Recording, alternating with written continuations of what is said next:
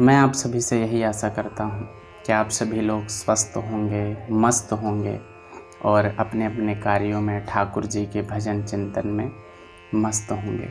आप सभी को जय बिहारी जी की। तो हर सत्र में हम कुछ ना कुछ वार्तालाप चर्चा करते हैं। आज हम सभी लोग यह चर्चा करेंगे कि जात सूतक और मृतक सूतक, यानी जो जन्म होता है किसी बच्चे का, किसी बालक का जन्म होता है तो उसमें सूतक माना जाता है। और दूसरी बात यह मृतक सूतक, अगर किसी के परिवार में किसी की मृत्यु हो जाती है तो वो मृतक सूतक माना जाता है। ये दो सूतक विख्यात हैं। तो बहुत से वैष्णव जन होते हैं, उनके मन में यह विचार होता है कि इस जात सूतक में, मृतक सूतक में हमें क्या करना चाहिए, क्या नहीं करना चाहिए। इसी विषय पर आज हम शास्त्रों के अनुसार चर्चा करेंगे। तो सबसे पहली बात यह है कि हमें उसमें क्या करना चाहिए, क्योंकि बहुत से लोग जैसे एकादशी का, जो वैष्णव हैं वो एकादशी का व्रत रखते हैं, भगवान का नामस्मरण करते हैं, महामंत्र का जप करते हैं। उनके मन में यह विचार होता है कि इस जात सूतक और मृतक सूतक में हमें नाम प्राप्त होगा अगर हम जप करेंगे। जो भगवान का नाम स्मरण करते हैं वो सोचते हैं कि हमें नहीं जपना चाहिए, परंतु जो शास्त्र के अनुसार कहा गया है वो यही कहा गया है कि आप जब भी, अगर निरंतर आप वैष्णव हैं, आप भगवान के भक्त हैं, तो आप निरंतर एकादशी का अगर व्रत कर रहे हैं तो उस व्रत को हमें छोड़ना नहीं चाहिए। किसी का जन्म हुआ हो, किसी की भी मृत्यु हुई हो आपके परिवार में, व्रत आपको निरंतर वैसे ही रहना चाहिए और भगवान का नाम स्मरण करना चाहिए। क्योंकि मैं पहले भी आपसे कह चुका हूँ कि भगवान ने स्वयं ही कहा है, भगवान ने अपने मुख से अर्जुन को कहा है कि सर्वेषु कालेषु मां मनुस्मर, मेरी हमेशा आप मेरा स्मरण कर। तो ये तो ऐसा हो जाएगा कि भगवान की कही बात गलत हो जाएगी। तो शास्त्र हमारा यही कहता है कि आप एकादशी का पालन करें, एकादशी व्रत रहें और भगवान का नाम स्मरण भी करें, उसमें कोई निषेध नहीं है। परंतु निषेध क्या है इस जात सूतक और मृतक सूतक में?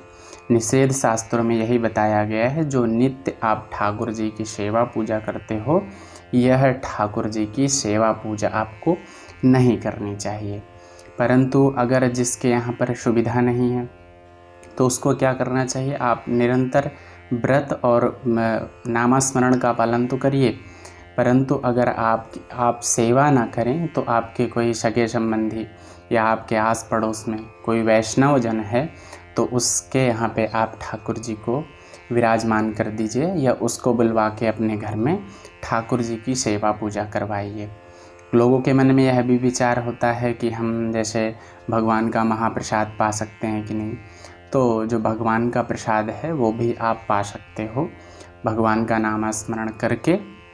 नामस्मरण का में कोई निषेध नहीं है, तो आप नामस्मरण करके भगवान को भोग लगाकर और आप खुद भी पा सकते हैं, उसमें कोई भी निषेध नहीं है। कोई भी मन में शंका ना रखें।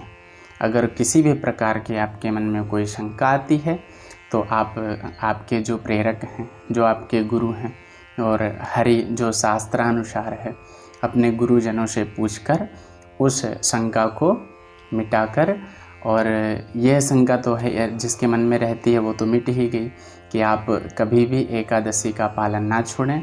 जो वैष्णव हैं और नामापराध जो मानते हैं कि हमें नाम नहीं जपना चाहिए, जन्म सूतक हो या मृतक सूतक हो, जात सूतक या मृतक सूतक, तो इसमें हमें एकादशी का व्रत तो करना ही है, साथ ही साथ मन में सर्वेषु कालेषु मां मनुस्मर, मन में अपने भगवान का स्मरण हमेशा रखना है, निरंतर रखना है। इसी से, क्योंकि अगर आप बीच में किसी का भी जन्म होता है या मृत्यु होती है, अगर आप उसमें भगवान का नामस्मरण अगर आप छोड़ देते हैं तो आपके भजन में बाधा आएगी। इसीलिए आप नामस्मरण ना छोड़ें, भगवान का हमेशा चिंतन करते रहें और एकादशी का पालन कभी भी ना छोड़ें, ये निषेध नहीं है। तो आप सभी को, मैं आशा करता हूँ कि आप सभी लोगों को यह जानकारी अच्छी लगी होगी। तो जिसके भी मन में, जैसे यह किसी ने हमसे प्रश्न किया था इस विषय में, हमने इसीलिए वीडियो बनाया, तो किसी के मन में अगर कोई भी प्रश्न आता है तो आप कमेंट बॉक्स में लिख के आप बता सकते हैं। जो भी शास्त्रानुसार, गुरुजनों के अनुसार मुझे प्राप्त होगा वो मैं आप तक पहुंचाऊंगा। और आप सभी से निवेदन है कि आप सभी लोग इस चैनल को सब्सक्राइब करें और ज़्यादा से ज़्यादा लोगों के पास तक इसे शेयर यानी पहुंचाएं, जिससे कि वो भी इस चीज़ का लाभ उठा सकें। और आप सभी लोग जब ऐसी मेरी प्रेरणा आप बढ़ाते हैं तो मुझे खुशी होती है। इसीलिए आप सभी से निवेदन है कि आप सभी लोग भगवान का नाम स्मरण हमेशा करते रहें निरंतर, और सभी लोग अपने घर में ही रहें, क्योंकि ऐसी आपदा आई हुई है।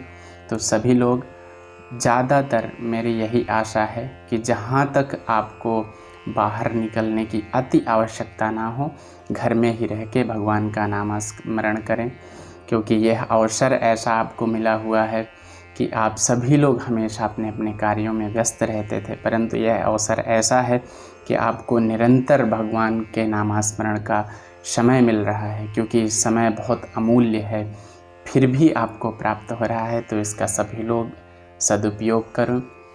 मैं यही आशा करता हूँ कि आप सभी लोग स्वस्थ रहें, मस्त रहें और बिहारी जी के नामस्मरण में व्यस्त रहें। जय बिहारी जी।